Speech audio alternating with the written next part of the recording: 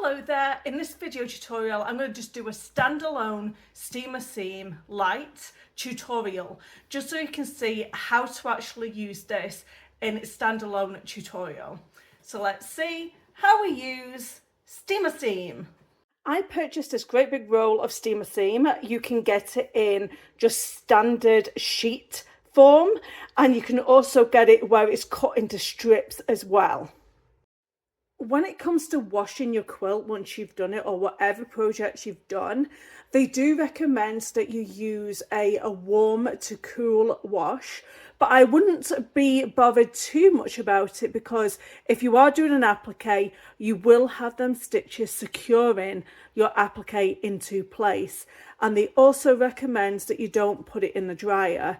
Obviously they want to cover themselves just in case that lifts off, but I think if we stitch the stuff down, it should be okay. It'll come with a set of instructions on the pack or on the paper. You can also buy this by the meter at your local fabric stores. So what is steamer seam light? It is a double stick light fusible web. So what I like about it is it's double-sided, not just single-sided. So if you're used to using heat and bond, I much prefer the steamer seam. So you trace on it. So that is typically what I use the steamer seam for. You can run it through your printer and have your printer do it as well. So this is not my pattern. This is out of a book. This is the book that I'm using here. So basically I'm going to do this tulip here just to give you a quick demonstration. So the steamer seam itself has one side that is gridded and one side that is plain. And sometimes when you're peeling off the one side, it will stick to one side more than the other. And don't worry about that because we can resolve that issue later. So I'm going to go ahead and quickly trace out all of my items. When you're doing the first part of your applique, you always want to leave a bit of a gap between the actual physical line and the where it's ending. You want some sort of like a 1/4 of an inch or 1/2 an inch, because when we place our steamer seam onto the fabric, we don't want that fabric to fray, and this glue helps to prevent that fraying. Okay, so I've got these 3 different shades of purple and I've got this green. So I need a lighter colour for the middle, which is that one, a darker colour for that one, and a lighter colour for that one. Okay, so I'm going to do this one here, and you will use it on the reverse side of the fabric. Now, do you remember when I said when you peel this back, it might not be sticking on the correct side that we want it on? So I did my design on the plain paper side, but the glue is sticking to the gridded side. Well, don't worry about this. Don't peel the whole piece of paper of the steamer seam off. You're going to press your thumb onto that glue bit and you're going to prise that glue away from the other side of that paper, and then you're going to meet it back over to this side here, and then you're going to pull it away. So now the glue is on the plain side of the paper and not on the gridded side. Then I'm going to put this down. Then we're going to follow the manufacturer's instructions and we are going to press with an iron. I would recommend just placing that to one side while it cools. Work on your other sections of fabric. Doing the same thing, we're going to take away the paper from that steamer seam, and then the glue's going to want to be on that other side. I know, because I do this all the time. And you just peel that back and put that onto the others.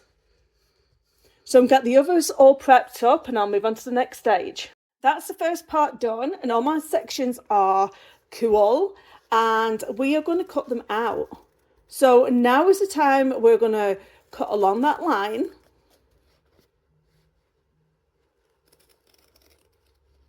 And we're going to do that with all of the sections. Now I like to use one of these applique mats when it's multiple different pieces of applique. So what I'm going to do here now is I'm going to take the glue off the back of the fabric here. So now it's sticky. I'm going to place it onto my mat here. And then I am going to start building my flower here. So now I can reposition all of my different pieces until I get the right final look. So I don't have to worry now about what's at the back or what's at the front. I can move everything. There we go. And then I have a stem here. Once again, take that steamer seam backing off. And then I can lift everybody up here. Put that stem there. Then maybe I don't like the fact that that wasn't quite at the bottom of the flower there, so I can move it. And like I said, it's all grippy, so I can take things off and move things about. I'm going to get my last piece of leaf here.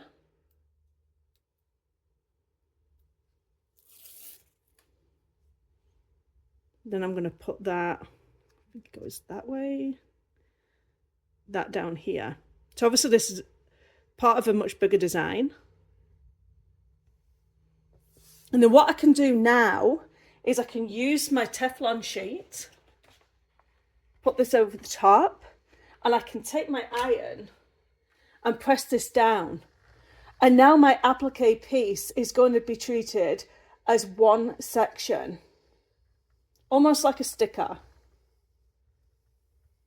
So I can do these independently from the quilt and then stick all of this on all together. So once that's cooled down, you can take the whole thing off and it'll come off as one strip. You're going to place it onto your quilt panel, and then finally we will press that steamer seam to set it.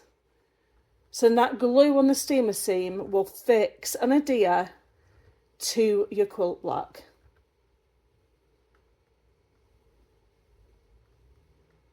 I hope you've enjoyed learning about how to use steamer seam, and don't forget to subscribe to my channel, like, and leave my comment down below. Do you use steamer seam or heat and bond, or you don't even know about any of these products? Let me know. Bye bye.